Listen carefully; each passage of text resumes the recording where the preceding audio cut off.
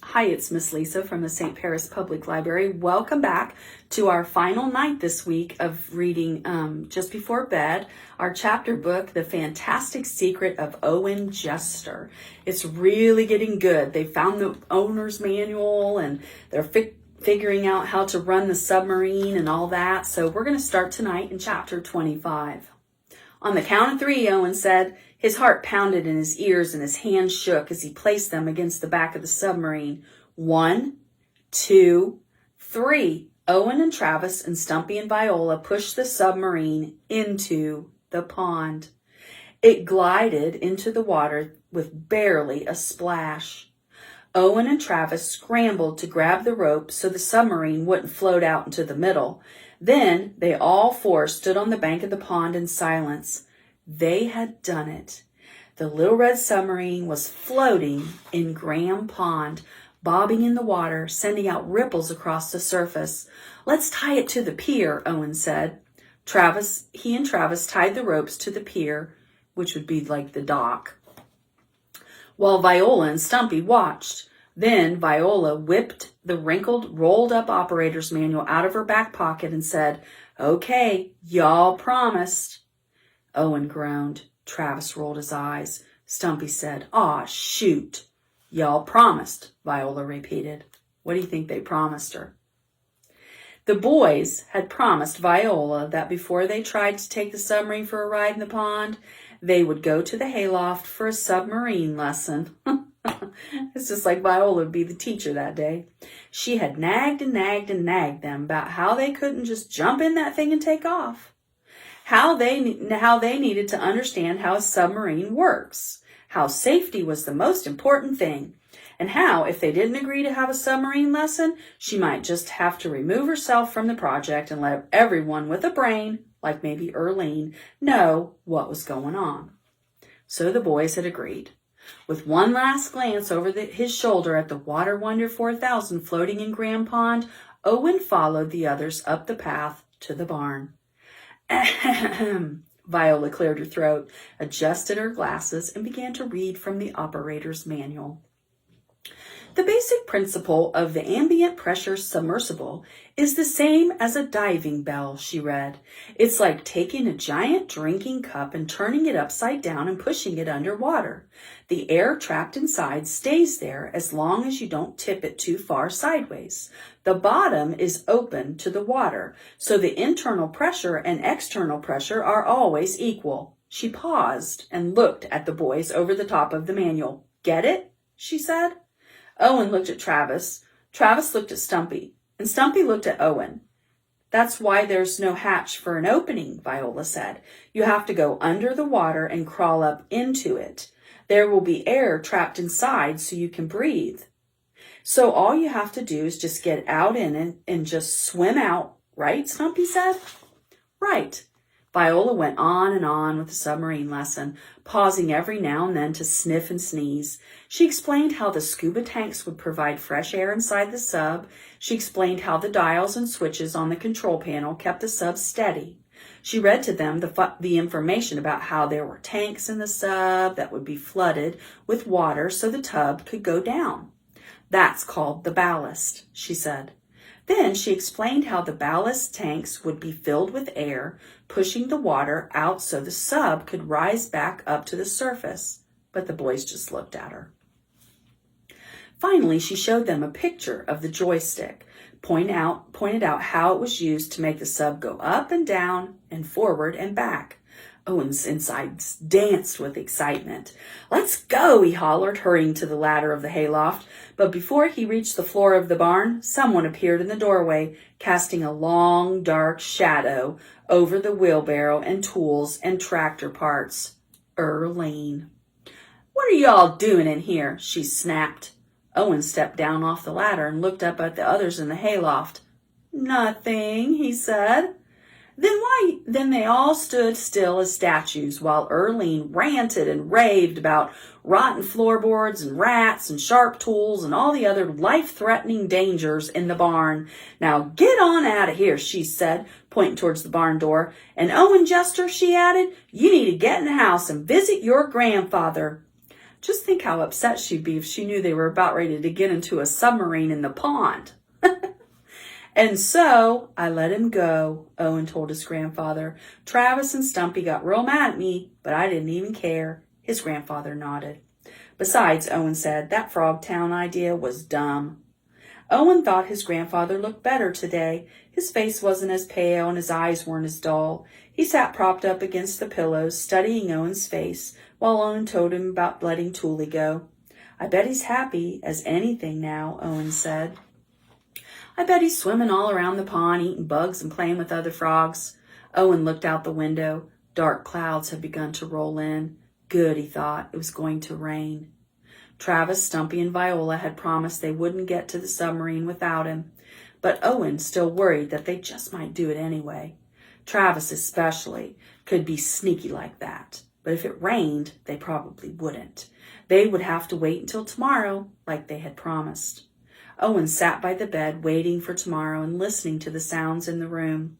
His grandfather's raspy breathing, the tick, tick, tick of the clock on the dresser, the soft patter of rain on the roof, and the of the bullfrog down in the pond. Bet that was Thule. Chapter 26. No way, Owen yelled. There was no way he was going to agree to play rock, paper, scissors to see who got to go in the submarine first.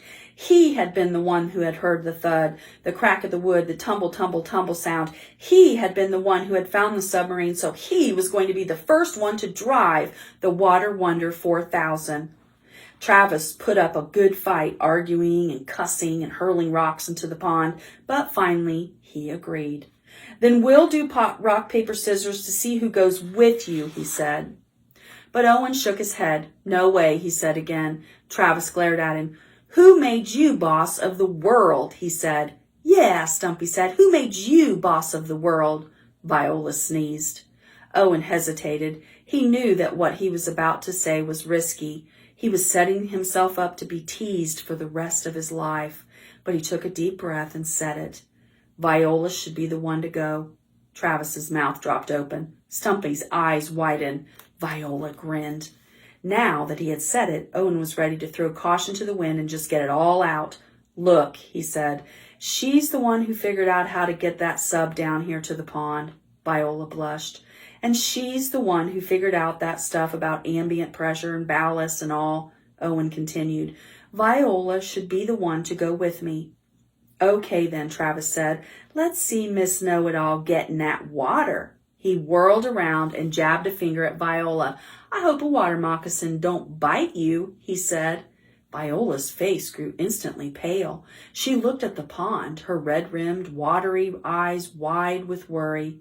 Then she tossed her hair back, lifted her chin, and said, Shut up, Travis. So Owen and Viola waded into the pond. The water was warm, the bottom squishy with mud. Owen swam out to the submarine, tied to the end of the dock. Then he took a deep breath, ducked under the water, and crawled into the opening in the bottom of the sub. When he came up out of the water, he was inside the little compartment, looking out the bubble-shaped window at Travis and Stumpy, standing on the dock. Just as he settled into one of the little seats, Viola appeared beside him, sputtering and gasping and pushing at her glasses. She brushed a soggy leaf off her blue-striped bathing suit and climbed up into the seat next to Owen. Owen beamed at Viola. Viola beamed at Owen. There they were beaming at each other, and Owen didn't even care if Travis and Stumpy saw them. Okay, he said, let's do it. He looked out the window and gave Travis and Stumpy the signal to untie the rope from the dock. Viola took the operator's manual out of the plastic sandwich bag she had tucked into the strap of her bathing suit. She flipped to the page with the heading, Ready, Set, Go, starting your Water Wonder 4000. As Viola read, Owen flipped the switches.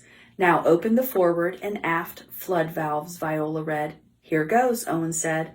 He turned the valves and heard the whoosh of water inside the tanks and the blurb, blurb, blurb of bubbles inside the window.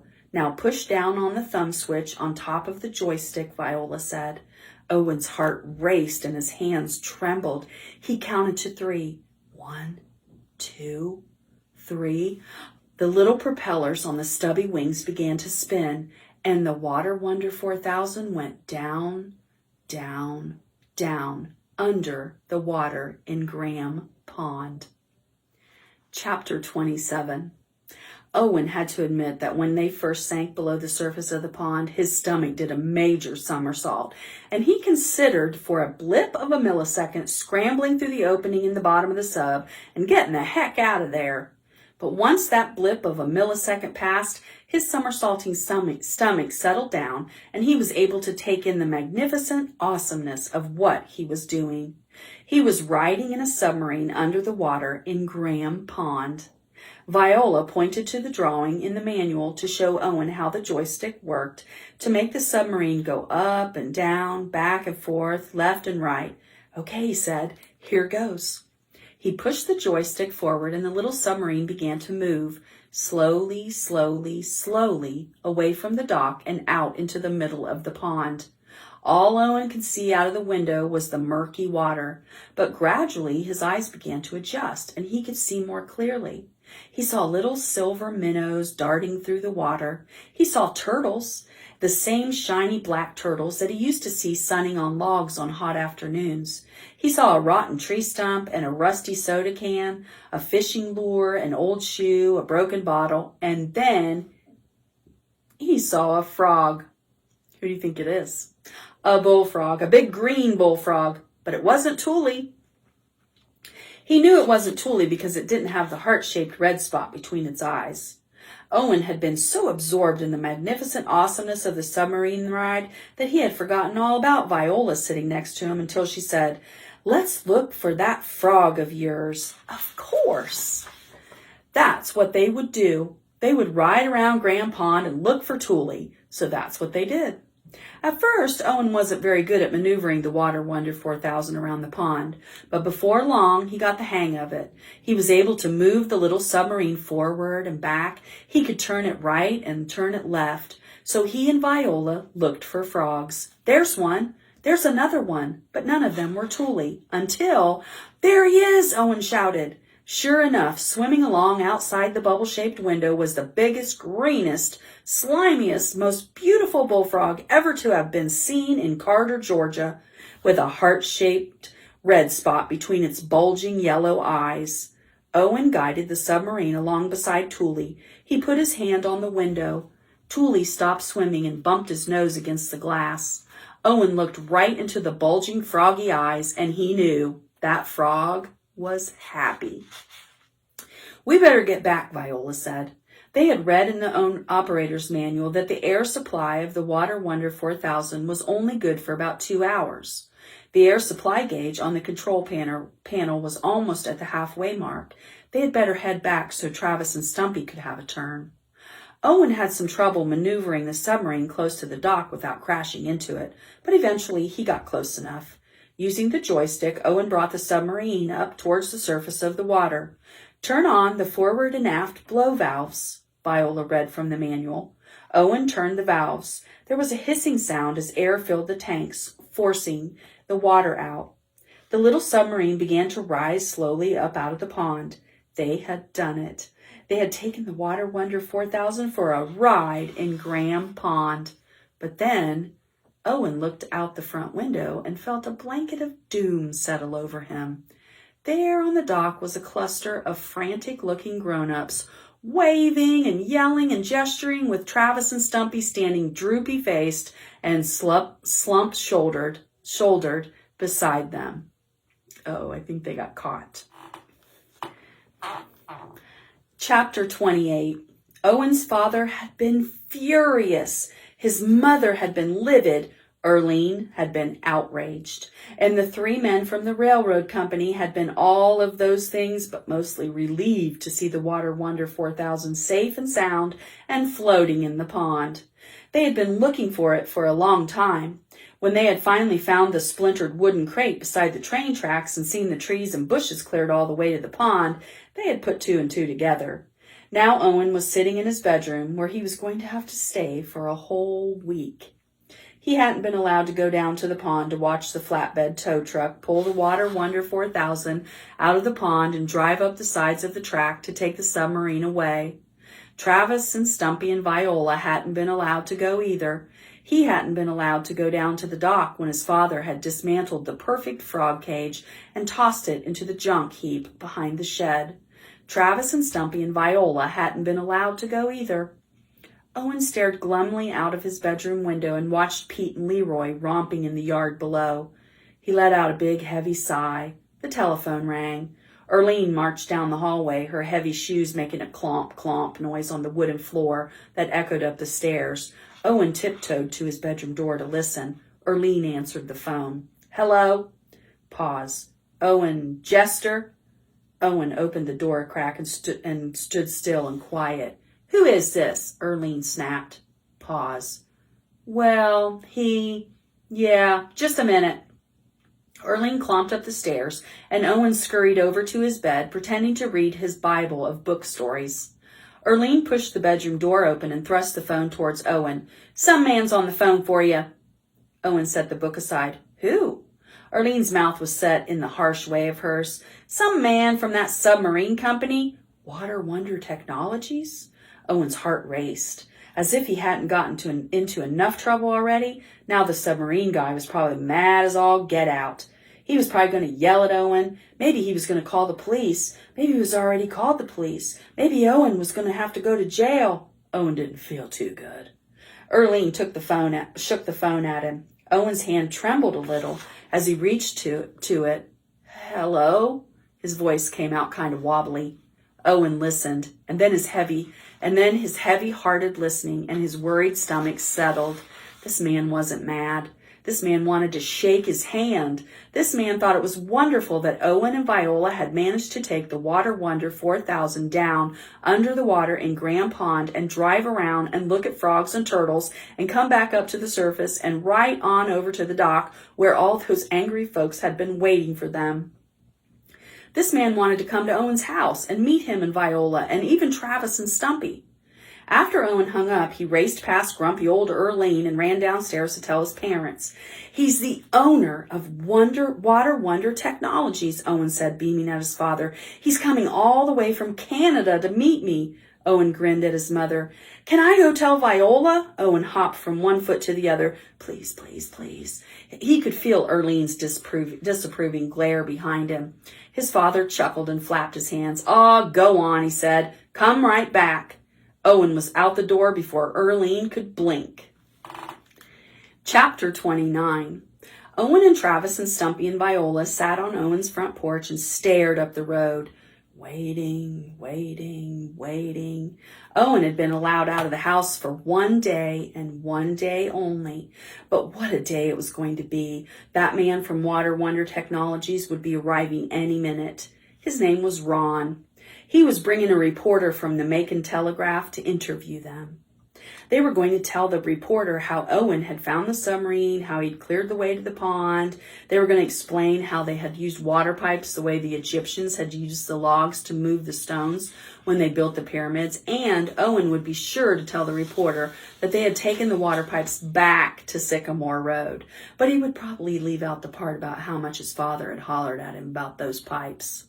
After a little arguing, Owen and Travis and Stumpy had agreed that they would tell the reporter that Viola was the one who figured out how to drive the submarine. And then they were all going over to the railroad freight yard to have their picture taken with the Water Wonder 4000.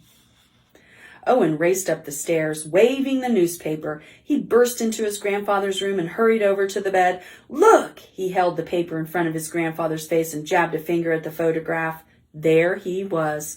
Owen Jester standing stiff and proud beside the Water Wonder 4000, his hand resting on the bubble-shaped window. Viola posed on the other side of the submarine, grinning, her eyes looking big and wide through her thick glasses. Travis and Stumpy stood slightly behind her, Stumpy making a peace sign and Travis looking a little irritated to be standing in the back. Printed in big, bold letters above the photograph was the headline, Children Tour Local Pond in Submarine. Beside the photograph was an article all about Owen and Viola and a little bit about Travis and Stumpy. Owen read the article to his grandfather, the whole story right there in the Macon Telegraph, starting with the night Owen had heard the thud, the crack of wood, the tumble, tumble, tumble sound. The ending when he and Viola had maneuvered the little submarine through the murky water of Graham Pond and then had managed to get safely back up to the surface. A spokesman for the railroad reported that the Water Wonder 4000 is once again on its way to the Sun and Sand Tropical Resort in Miami, Florida, Owen read. He folded the newspaper and grinned at his grandfather. He felt a little guilty that he hadn't told him about the submarine when he had first found it. Owen hoped his grandfather wouldn't be mad that he had kept such a fantastic secret from him. Owen's grandfather lifted a hand off the bed and gave Owen a shaky thumbs up. Chapter 30. When his week of punishment was finally over, Owen raced downstairs and burst through the screen door, with Erlene hollering after him about staying away from the hayloft and the train tracks and the pond. Owen went straight down to the pond and sat on the dock. The morning sun felt warm on his arms. A dragonfly flitted around in front of him and then settled on the dock beside him. Owen rested his chin on his knees and waited. And waited, and waited. Each time he saw a bullfrog poke its head up out of the water onto a log, Owen didn't move a muscle. He squinted over at the frog to look for the heart-shaped red spot. Finally, it happened. A green frog head poked up through a cluster of rotted old oak leaves near the edge of the pond. And right between the bulging yellow eyes was a heart-shaped red spot. Owen's insides flipped with excitement. He lifted his chin slowly, slowly, slowly off his knees so he could get a better look. Yep, that was the heart-shaped red spot, all right. The frog swam lazily toward the dock and stopped, floating on the surface of the water with its long, froggy legs stretched out behind it. That frog was happy. Owen was sure of it. That frog didn't want to live in a perfect cage. That frog didn't want to be mayor of Frogtown. That frog didn't want to be Toolie Graham. And the short, sad life of Toolie Graham was over. That night, Owen sat by the window and took a deep breath of the summer night air. It smelled like pine and grass and honeysuckle. Owen waited, listening for the faint clatter of the train on the tracks to get louder and louder as it got closer to Carter. In a blink, the train was whooshing down the tracks behind the house. Clatter, clatter, clatter. Then the clatter, clatter, clatter grew fainter and fainter, until the only sound left was the chirp of the crickets in the garden beneath the window and the of the bullfrogs down in the pond. That's the end of this book, The Fantastic Secret of Owen Jester. That was an amazing book. This is probably my favorite one so far. I've enjoyed reading this book, and I hope you enjoyed it as well. So join me next week as we start another chapter book in our series for the summer, Just Before Bed.